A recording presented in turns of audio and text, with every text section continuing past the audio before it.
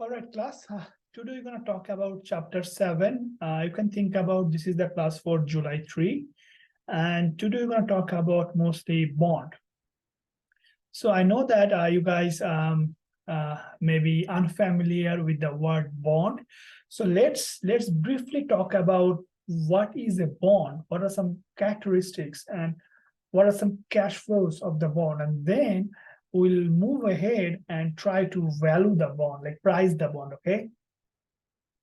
So basically, when we talk about or when you say bond, don't jump into it. Let's go back. Let's go back to chapter 1 or chapter 2. So in chapter 1, we know that in a corporate finance, there are three different decisions, three big decisions. First decision, the company needs to decide how much they have to invest in asset, right? Fixed asset, right? And we're calling this capital budgeting. And then when they know how much they need to invest in asset, they have to decide how they source the fund for this investment, right? So we call that decision capital structure. And we talked about they have two options. They can either go for equity or debt. So today we're not going to talk about the equity one. Equity is like next class or next chapter. Today we're going to talk about the option of debt. So when we say if corporations want to raise capital for investments, fixed asset investments, one of the option is basically debt. What does it mean by debt? In plain language, you can think about debt is basically like borrowing. Debt is basically like getting a loan from someone else. So if you borrow from someone else, they are known as external fund provider. They are known as creditors. They are not the owner of the company. They cannot decide on the actions, policies, business operations the company going to follow. So they will give you the money, which you can consider as a debt or loan. And as a result, periodically, you will provide or return the cash flows. Now, debt could be different types, bond could be different types, bank loan could be different types. And depending on that, periodically, you have to return different amount of cash flows. Does it make sense? We're going to elaborate. So bond is a kind of debt instruments. So when you say bond, we are talking about it's a kind of debt instrument, it's a kind of financing source through which company can raise money for the corporation so that they can invest in fixed assets. Make sense? So we can say that bond is a debt instrument. Make sense? When company borrow the money through bond, they issue the bond, they sell the bond. Investors could be people like us, could be companies, they buy the bond, they actually provide the money. After that, periodically, company will pay them cash flows as they decided at the beginning, and the investor will receive the cash flows. Now, how the cash flow will look like, we'll go and talk about it, because depending on the type of bond, cash flows will be different. So far, so good. Now let's talk about a little bit of some bond characteristics. So basically, when you talk about bond, they are borrower or creditors. They are not owner of the company. So they do not have ownership interest. As their creditors, they are not owners. They cannot use their voice to decide policies, corporate actions, corporate strategic decisions. That's why they don't have the voting right. So when you say voting right, we mean the owner use their authority or right to decide about corporate actions and policies. But bondholders, they do not have it. So interest is considered as a cost. So that's why tax deductible. What does it mean? Going back to chapter 2, if you can remember,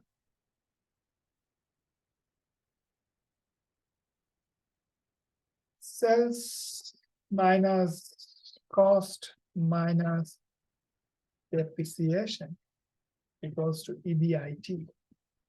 From EBIT, we deduct interest, which we call I, that is EBT. From EBT, we deduct tax, that we call P. And then we got net profit, right? So if you look carefully, interest is deducted before tax is charged. Interest is deducted before tax is charged. What is the benefit? The benefit is your taxable income will go down because of interest payment, so that you pay lower amount of tax. So that's why it is called tax deductible. So interest is tax deductible because interest is a fixed expense.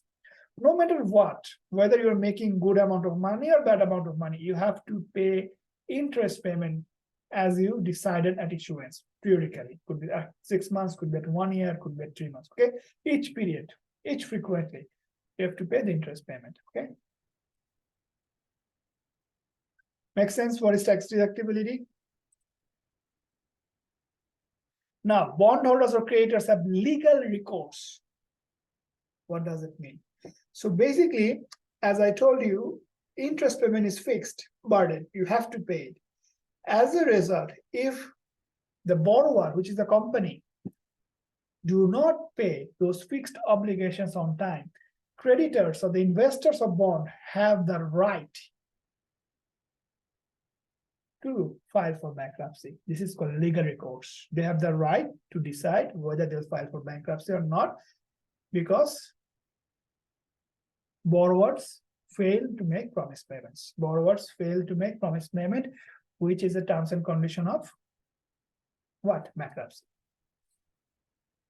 Now, this is kind of a thing, like it's not advisable to have a lot of debt in the capital structure, because you have a lot of debt in the capital structure, so you have a lot of amount of fixed burden each period, so that you're going to pay interest.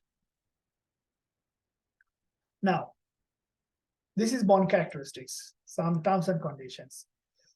So when bond is issued, the terms and conditions are explicitly mentioned. And this is known as bond indenture. You can think about bond indenture is a kind of agreement or kind of legal document where all those terms and conditions of a certain bond is written. Now, what are some certain conditions? Basic term of the bonds, which means maturity, could be 5 years, 10 years, 7 years. Total amount of bond issued, like let's say each bond worth $1,000, the company is issuing 1,000 bonds, so that means 1 million. So total amount of bond issue. So they have to describe through that issue process how much total amount they are issuing. Now, it's a debt instruments, whether the company is using any asset as a collateral for the backup or not. So when they use any asset or property as a backup, this is known as collateral, okay? Backup. Sinking fund provisions. So what do you mean by sinking fund provisions? Sinking fund provision means when a bond is issued, it could be issued for 1 year, 2 year, 3 year, 4 year, 5 year. At expiration, from the last class, you can remember, bond is a kind of debt instrument. It's a kind of loan. You can find its similarity with the last class. We are talking about interest on a loan. We're talking about discount loan, right? So for this kind of loan, at expiration, the company has to pay the face value, right? Similar to bond. So bond is a kind of either pure discount or interest on a loan. So that means at expiration, the company has to pay the entire face value. Company has to pay the entire face value. So that means at expiration, it's a huge financial burden on the corporations to pay a big chunk of money. So that could increase the probability of default at expiration. That's why sometimes borrower create a sinking fund. So what does it mean? So let's say bond has a maturity of 8 years. Let's say this 8 year, okay? So that means here $1 million is due as a face value. Huge amount of money for the corporations. Now, to reduce the pressure at expiration, the company can decide that each year we're gonna set aside, let's say 75,000. 75,000 just for safety. So if they do so until year 7,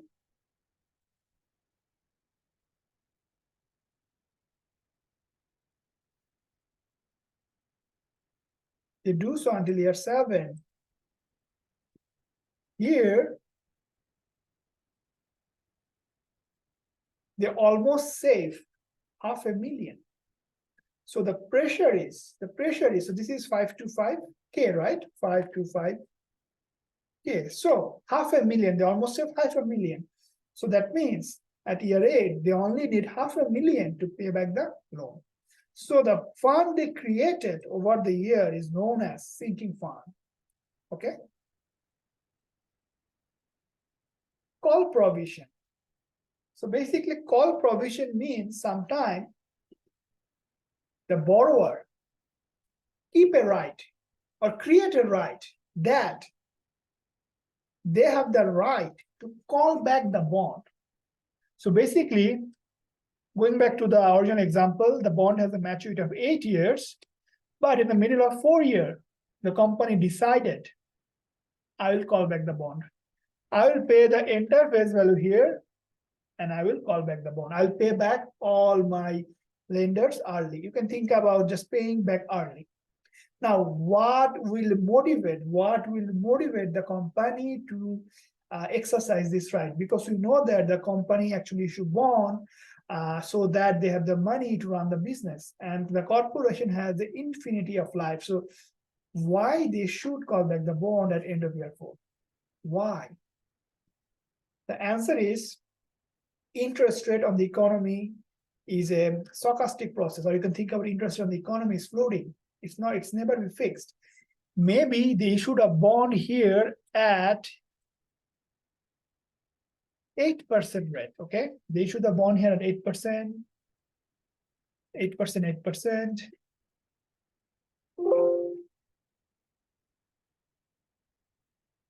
Okay, 8% here too. Now at year 4, all of a sudden, market interest rate goes down to 5.5%.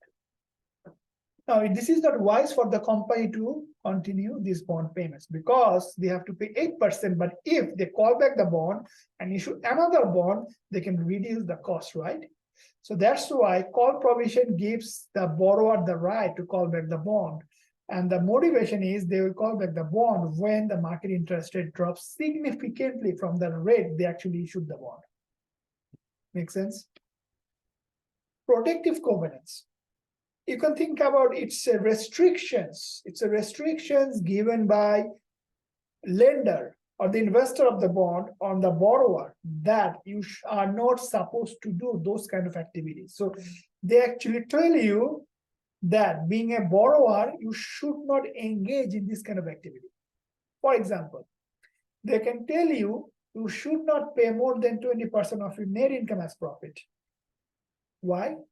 Because if company do not pay a lot of net income, rather keep that within the firm, that makes the company healthy or makes the company more able going forward to pay periodic interest, to pay the face value of the bond.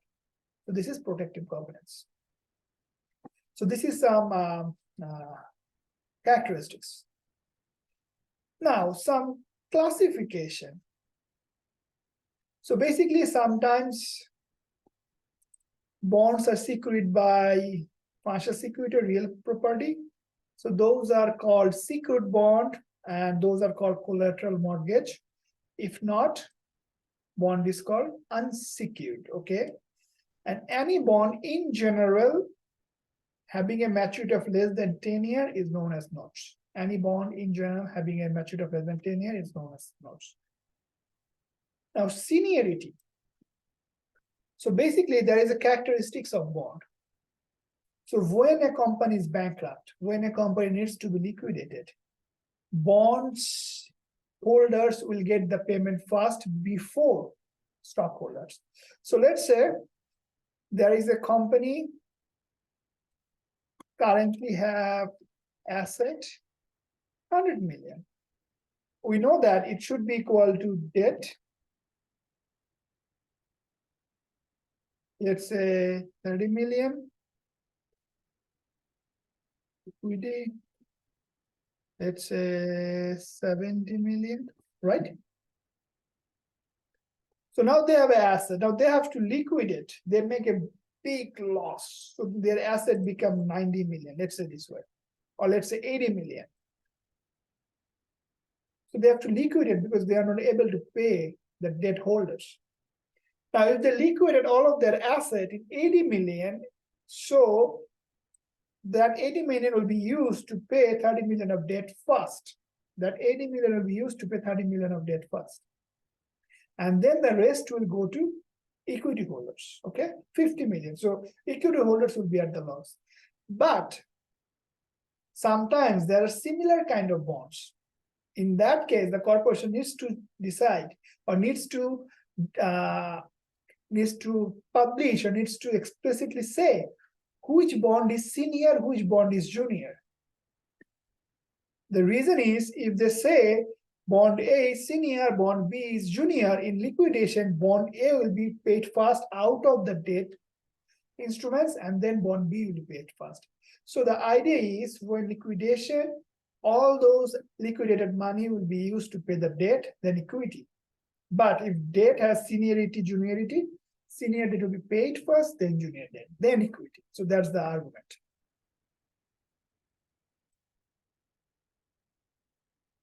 So that's why bond is known as safe and risky. So we're gonna cover this topic after a while. So now let's go back. So we know about what is bond, we know about bond characteristics, we know about bond indenture. So let's talk about a little bit about the bond issue process and type of bond. Most of the cases, broadly two types.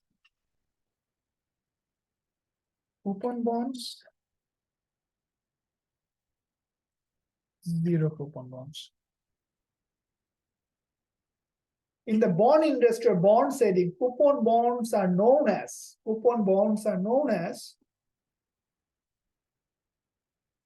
payment, periodic interest payment.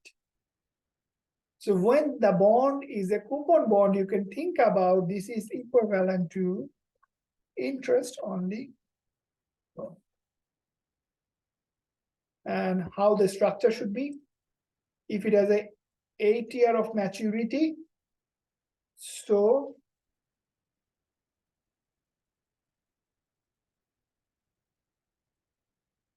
for the first 7 years, the borrower will pay only coupon, and on the 8th year, the borrower will pay coupon plus face value. Make sense? Interest only. Now, if it's a zero coupon bond, so zero coupon bonds, you can think about a pure discount bond.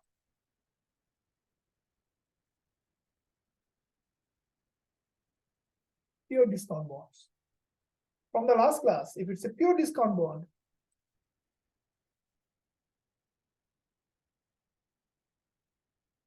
that means today the bond will be issued at discounted price and expiration full face value. Make sense? So zero coupon means the coupon rate is zero, okay? So when you say coupon bonds, they have to explicitly mention how much is the coupon rate, 2%, 3%, 4%, 5%. When it's a zero coupon bond, coupon rate is 0%, okay? Now, let's talk about a little bit about the bond issue process. So when a company wants to decide they want to issue a bond, ideally, they have to decide the face value first. So in the bond industry, most of the cases, face value is decided as $1,000. That's the practice, industry rule, industry norm, okay? $1,000. They have to decide how much coupon rate should be, let's say 5%. 5%. In the bond industry, the practice is pay the coupon rate semi-annually, like in a year, 2 times, semi-annually. So if the coupon rate is 5%, 1,000 face value, from the last class, we know that coupon is charged on the face value. That means, which is 50 once in a year. But it's a semi-annual bond. That means 25 each.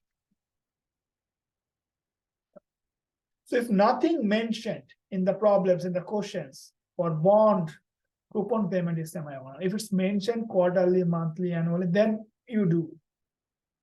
But if nothing mentioned, assume semi-annual payments, right? So now that they have to decide. And also they have to decide, let's say 10 years, 5 years, right? Now this is the company has to decide. Now after that, when they want to issue the bond, they also know what is the risk characteristics. Let's say it's a safe bond, very safe bond, AAA credit rating. Or let's say it's not a safe bond, it's a risky bond or junk bond, CCC credit rating. So it's a kind of rating how risky the bond is. Say higher the letter like A, good bond, safe. Lower the letter B, C, bad bond, risky. Now, when they have this information, they have to find out for this kind of characteristics of a bond, how much the market on an average is providing the rate, interest rate. So they have to go to the market and find out how much for this kind of bond. Let's say if it's a 10-year corporate bond with AAA rating, what is the market rate? So market is telling that interest rate for this bond should be 4%.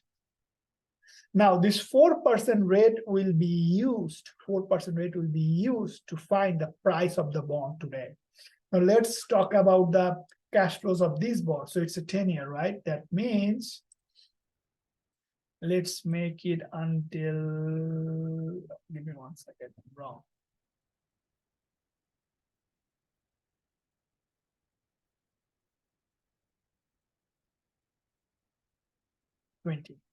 Now, this should not be year again, okay? This is, you can think about in terms of period.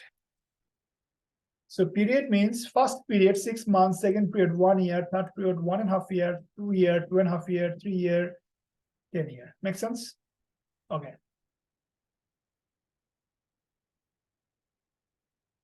Now, 1,000 face value times. This is my periodic coupon payments, okay? Until this. Here, 1,000 face value, periodic coupon payments. So this is the cash flow, okay? Cash flow of the bond. Now your job is to discount. Your job is to discount these cash flows. So your job is to discount each of these cash flow today by the appropriate rate, which is 4%, to get the price here. Now we can use the financial calculator. That's going to be easy. So you can say period is 20, rate is 2, because 4% annual rate, 2 is periodic rate. Payment, 25. Face value, $1,000, compute, present value. So 1081.75, 1081.75. So this is the price of the bond today at which the bond should be issued. So the borrower will issue the bond at this price. They will receive that price today from the investors. Each period, they will return these cash flows. This is called coupon bonds, okay? So this is mostly how the issuance work like, okay? Now here is the thing. If you look carefully, for this hypothetical example, coupon rate is 5%. Market rate. In bond setting, we call this YTM. YTM means if any bond is bought by the investor at 0 and hold it until the maturity, that is called yield to maturity, YTM. Yield to maturity. So if you look carefully, this bond is offering more rate than the market rate, because market is offering 4%. So market is offering for a 10-year triple rated coupon bond 4%, where this bond is offering 5% coupon. So that means this bond is offering more than the market. So now we know that from a common psychology, when someone is offering more, has more demand, right? Have more demand. And from the class of economics, we know that higher the demand, higher the price, right? You can look, price is more than face value of 1,000. Okay, face value for this bond was 1,000, right? So price is more than face value of 1,000. This kind of bond is known as premium bond. So bond is issued as premium bonds. The idea is when coupon is higher than YTM, this is a premium bond. So the idea is coupon is equal to YTM. This is a par value bond. Coupon is lower than YTM, discount bond. So the idea is when the company is offering more coupon rate than the YTM, that bond will be issued. That bond will be issued more than the face value. If the face value is 1,000, that should be more than the 1,000. That bond will be issued. Premium bond. Same 1,000. Make sense? Okay. We are talking about coupon bonds. So if we go up, we know what is par value, we know coupon rate, maturity date, yield to maturity, right? So this is a annual bonds, 8% coupon, face value 1,000 for 10 years. Similar cash flows we actually worked with. Now we know how to find the bond value, present value of coupons, present value of par value. So I want to mention something very specific. When you say the value of any asset, financial asset, when you say the value of any financial asset from today's class, always remember value of financial asset. That includes bond or stock. The value is basically present value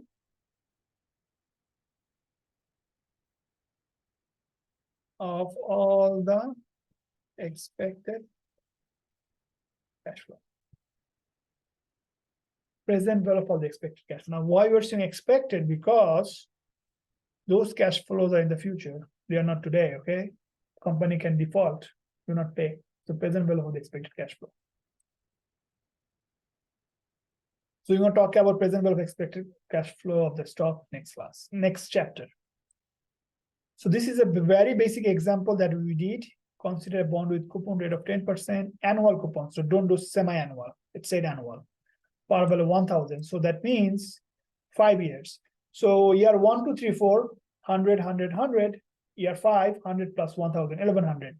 So you can do in the faster calculator. You can say N is 5, yield to maturity 11%, I over Y is 11, payment is 100, face value 1,000, calculate PV. Okay.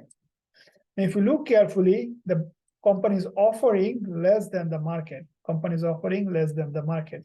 So that's why price today is less than face value of 1,000. Make sense? Similar thing. Now, we have to understand one thing. One of the major things in the bond valuation is the YTM or interest rate. So for given cash flows, if the yield to maturity is more, bond price today will be lower. So that's why it's called negative relationship, inverse relationship. Okay. If the yield to maturity is more, bond price is lower. Okay. And this is the relationship I just talked here. Okay. Just here. This is the formula for bond valuation. This is the present value of coupons. This is the present value of face value of future. So this is bond value. Okay. So this is basically some explanations we just made. So go through that example. It should be good. Okay. Now pause the video and you guys try to solve that and then look what I'm doing. Okay. So this is trying to tell you there's a company offering 4% coupon bond, semi-annual payments. Yield to maturity 6%, bond mature in 8 years. What is the market price? The bond today, the face value is 1,000. So coupon basically, I'm sorry. Now, when you say coupon, it means the absolute dollar. When you say coupon rate, we're talking about 2%, 4%, okay? So that should be 0.04 divided by 2 times 1,000, okay? And I believe it should be 20. And then N is basically 8 times 2, so 16. I over Y is basically 3% because yield to maturity is 6%, so 6% divided by 2 is basically 3%. Face value is basically 1,000. We're looking for the price.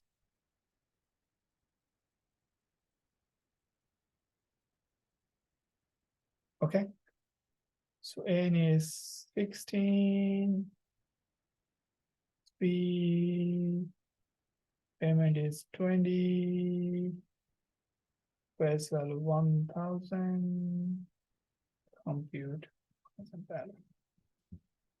So this is negative because I decided payment and face value positive, but it is intuitively a little wrong because from the company perspective, they got the price today, receive it. So this should be supposed to be positive and the cash flow is negative. But the investor perspective, this is correct. So company perspective is the reverse side.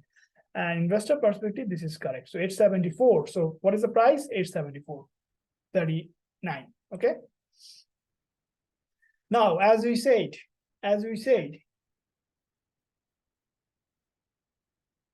the important factor in the bond valuation is the market interest rate. If the rate is really, really high, the bond price will be low, right? Now let's talk about throughout the process of the bond, how interest rate affect bond value, okay? So going back to this example, this is a 5% coupon bond with 4% market rate. We know that periodically this coupon will be received and this one final. We know that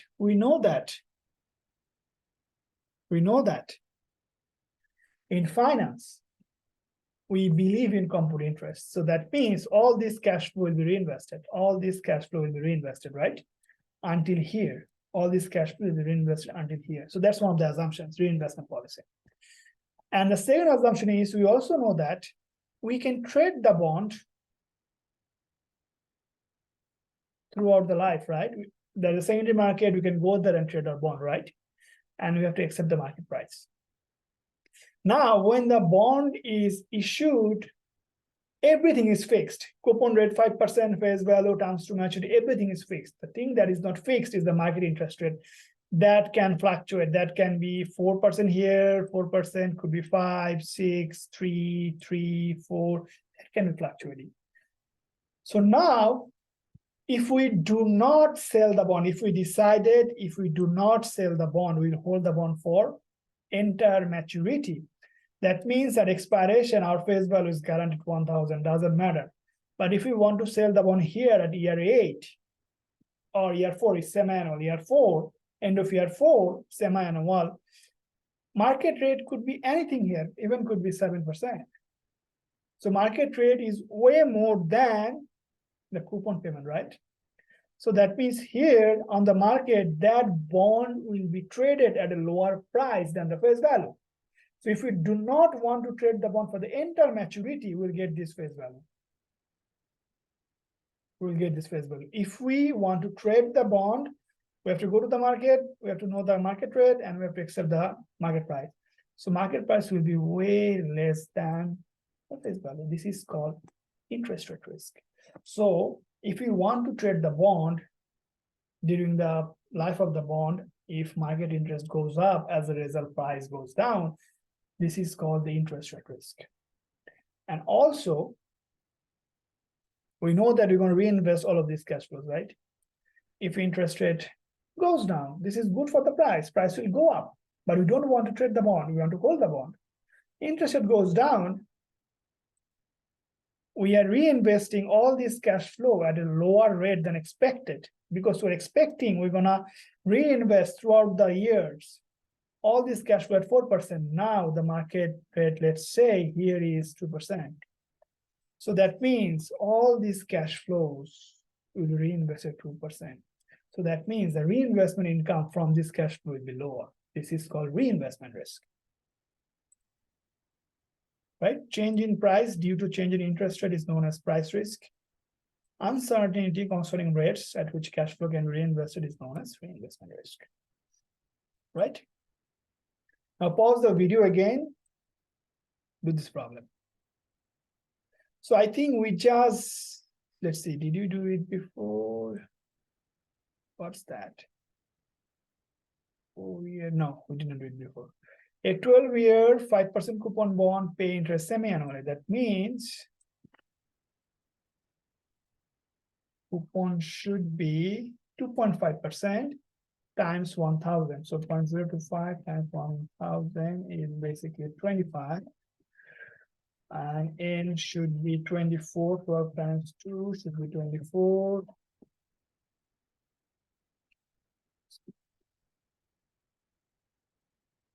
Right now, I over Y is basically 6% divided by 2, which is 3%. What else we're missing? We have N, we have I over Y, we have face value for 1,000, right? Now let's calculate the price of that bond.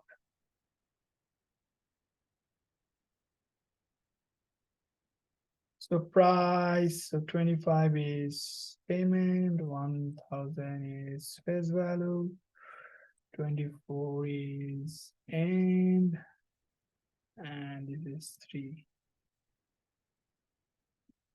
91532. So price is 91532. Now the only change is gonna be here. 6.5 bar 2. Only change is gonna be at 3.25. 3.25. So basically what you do, N gonna be 24, 3.25. Payment should be 25.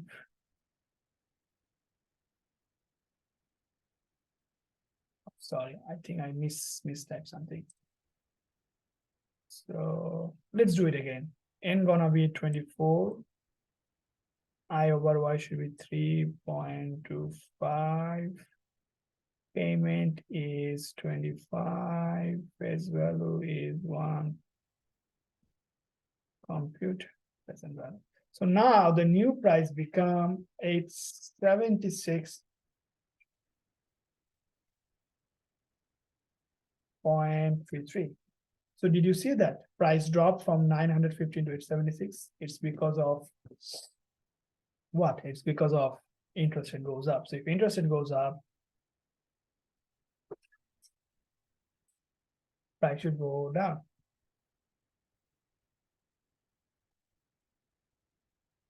So this is what it's trying to explain. Now computing yield to maturity. So you can think about from the time value of money Yield to maturity is nothing but the rate, or in financial calculator, I over Y. Okay. If you know all other four inputs, just calculate rate. Now here's, we have to be careful. If it's a semi-annual coupon, okay, if it's a semi-annual coupon, the rate the financial calculator will give you is periodic rate if the coupon frequency is semi-annual, monthly,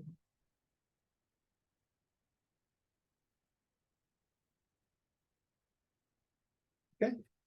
Now, in the last class, I told you, when you want to state the rate, your job is to convert to APR.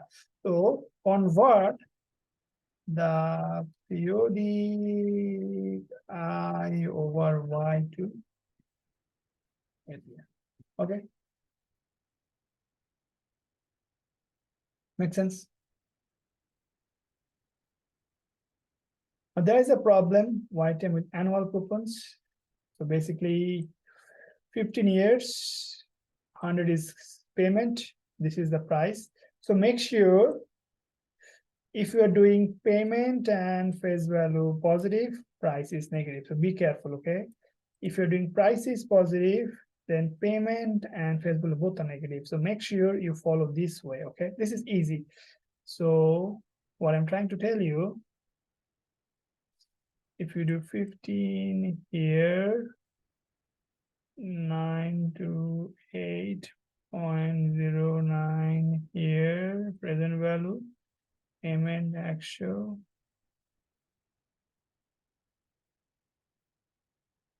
So this is annual rate, okay? You don't need to convert to anything. This is annual because annual coupon. But if it was a semi-annual, then you have to multiply it by 2, okay? Now this is the semi-annual, okay? So let's do here. 40 is N, 50 is payment, 1000 is face value, present value 1197.93 negative. Present value, compute yield. Now this is semi-annual rate times 2. Your job is to, sorry, 4 times 2. So your job is to say 8% is the YTM on an APR basis, okay? Make sense? Now, other than YTM in bond industry, another important factor is current yield.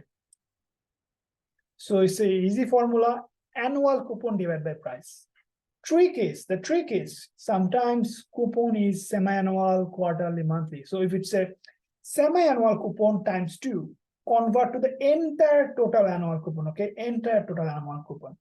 So annual coupon divided by price. So that is current yield. So let's say 10% coupon bond semi-annual coupons, right? That means 5%, 5% semi-annual, semi-annual, but entire year is 10%. 100 divided by the price. So that's the current yield. Make sense?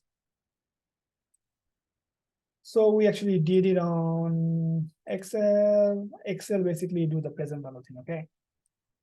So we talked about that, bond indenture, bond classification, bond characteristics. Let's talk about a little bit of the rating. So when you're talking about the bond issuing process, we say that the company has to decide maturity, face value, coupon rate, and also need to verify what is their credit quality, it's a good or bad. So external corporations will do this check, okay, credit quality check. So these are some companies, Moody's and S&P. So just read like how they do those credit quality check and what does it mean. So this is a good quality and this is not a good quality, something like that. So like you can say high grade, medium grade, low grade. So the idea is very low grade. So the idea is high grade means very good quality, very less probability of default. Low grade is bad quality, it's the probability of default. So probability of default means the corporations may fail to pay those periodic cash flows. Okay. So I want to stop here for this class. Next class, I'll wrap up the remaining slides. Okay. Thank you.